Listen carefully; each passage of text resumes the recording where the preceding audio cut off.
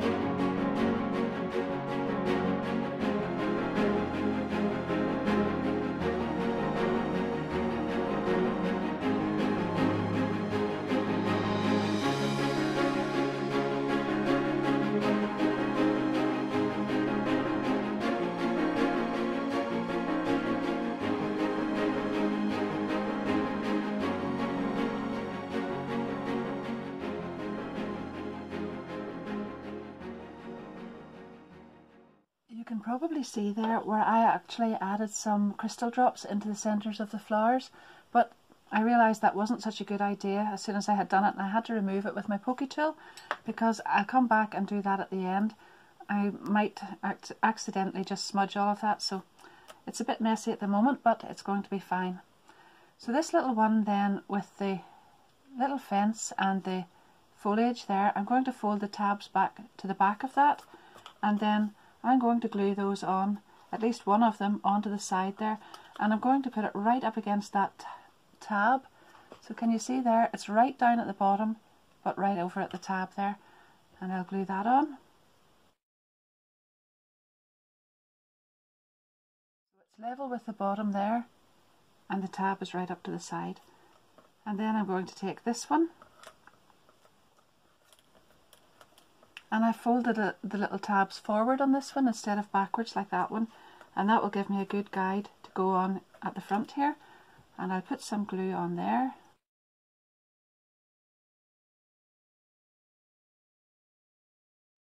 So I've got this panel ready, and I'm going then to add this on here. I'm going to put it on the back because this card has two sides. It's got a back and a front, and I like to have this one covered at the back, so it will the other piece that I've covered will cover that as well. So I'm just going to add the glue down the inside of this tab here and put it there so that the bottom is right flush and it's right up against the corner of that. You can actually see when you fold it in like that, you'll know you've got it in the right place. If this is right into the side and it's level with the bottom. And now I'm going to do the same thing with the other side.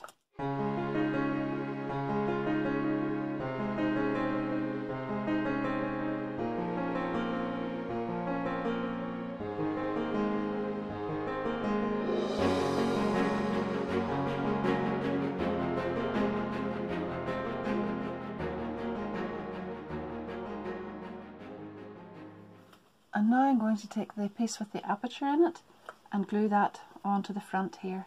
So I'll put the tabs, put glue on the tabs down there.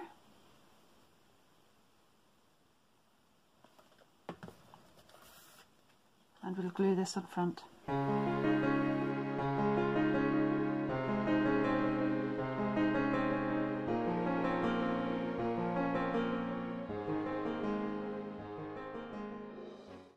You can see on the back there where I have these tabs, and I don't want those shown, but I don't want the back of the card shown there either, so I'm just going to glue this piece on top at the back, and that will cover that and keep that nice and tidy.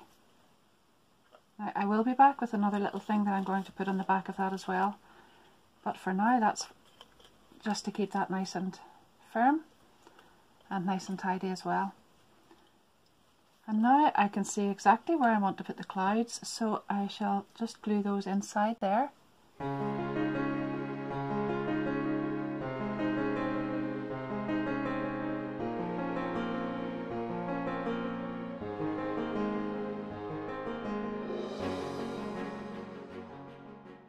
now I'm going to decorate the front of this with some of this foliage. There's a little debossed flower area here, but I'm actually going to cover that with some of this foliage.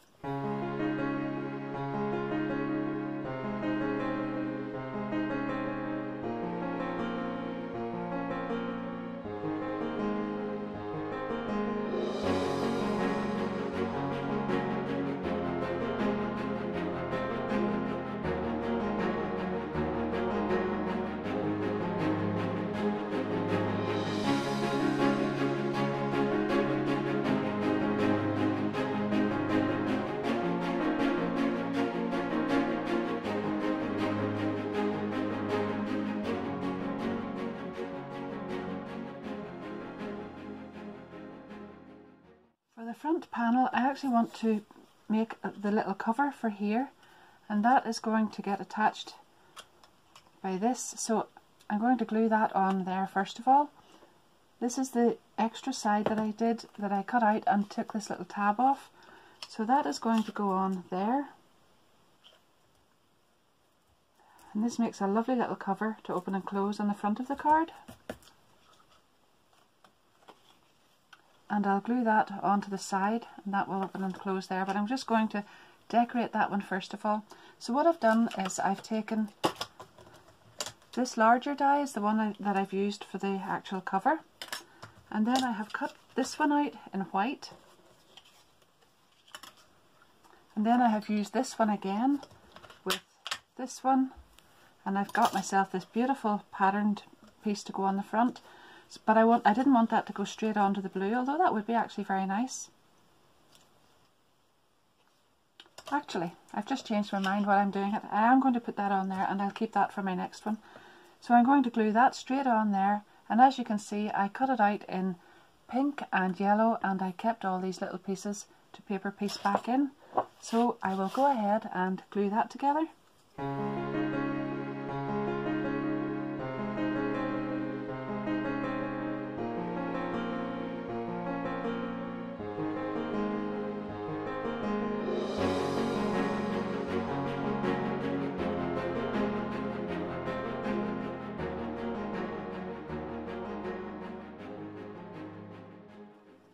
That's the little cover all paper pieced and ready to go back onto the side there.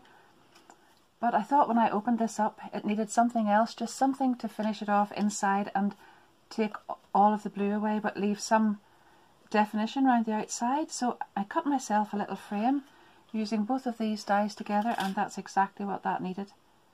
And I'm going to glue that on top of there, and then this onto the side, and that's it, almost finished.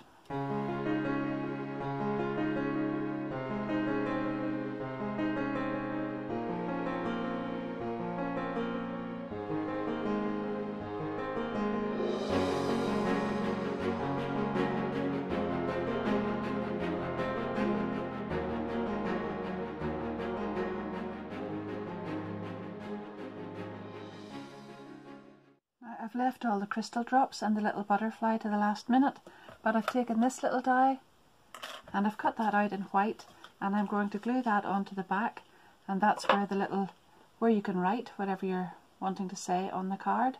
Now, it's got a little hexagonal aperture at the top there, but I actually don't want to tie that on. What I want to do is put the little butterfly here into that and just have it framed with that, and there we are. And now, oops, and now that I've all of that in place, I can go ahead and add the crystal drops into the centre and then set it up so that it dries.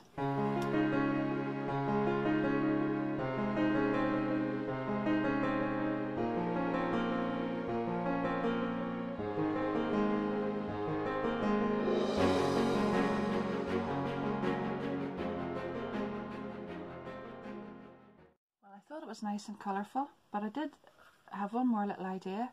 This is one of the little flowers, but I thought I would make it the sun. So I'm just going to pop that up there in the sky and then partially cover it with another cloud and just have it peeping out behind that cloud.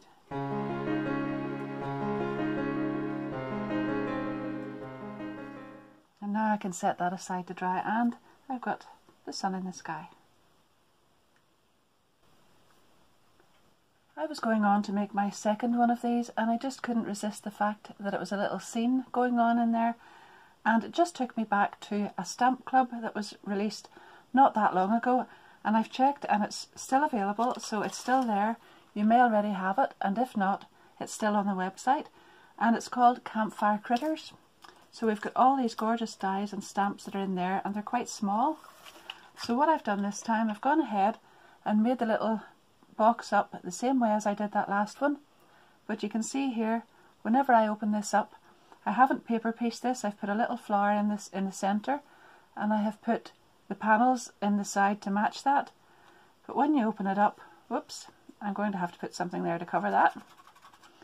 What I've done is I've used some of the dies and stamps, mostly the dies, from this set. So this is the Campfire Critters. I have taken the mountains here and I have put them on the background, and then on the first little hill piece I cut that out in white and just put some of the mountains on top of that, so that you can see there that there are two layers of those. One is glued to the back and the other then is sitting up from that. And on the little mound in front of that, I've cut that out in green, and I've added the trees from here. I've nipped off the bottoms of them just to make them slightly shorter. I've put part of the waterfall, where is it now? There. I've put part of that on here, and then I've gone back to the little pieces from the initial set, the spring shadow box, and I've put little sprigs on here with some sort of pinkish crystal drops to bring the front and the back in. I needed the pink in there and some pink flowers in here. But just to finish it all off then, I have stamped the little log cabin from here, and I've just cut it out by hand this time so there's no white around it, and put that on the front of it there.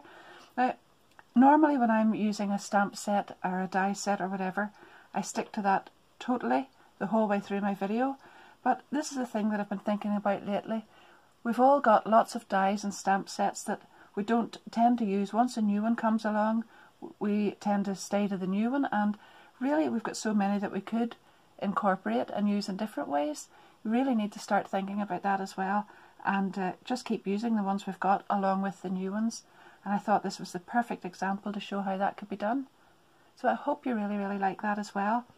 You may already have got this, and that's just going to give it a new lease of life for you with this beautiful shaped little shadow box. So please let me know what you think of that, what you think of the idea of using them together, and maybe more examples of things like that in future. And also, if you haven't already subscribed to my channel, I would really love you to do that and hit the notification bell so that you'll know when the next videos come up, and you'll see those first that way. And if you have enjoyed it, don't forget to give it a little thumbs up as well. So thank you very much for watching, and until the next time, keep safe and well, and I hope to see you again soon. Thanks very much. I should also have mentioned, sorry, that I will have my links to everything down below in the description of the video. So if you just open that up below the video, and where it says show more, if you click on that, that will give you the description of what I've used, anything that I want to say about it, and also the links will be there to anything that I've used in this video as well. And most of them, if not all, will be affiliate links. So that means that I earn a little commission from it, but it certainly won't cost you any more, so you don't need to worry about that. And I do appreciate everybody who already uses those, so thank you very much. That's me going this time, really. Bye bye. See you soon.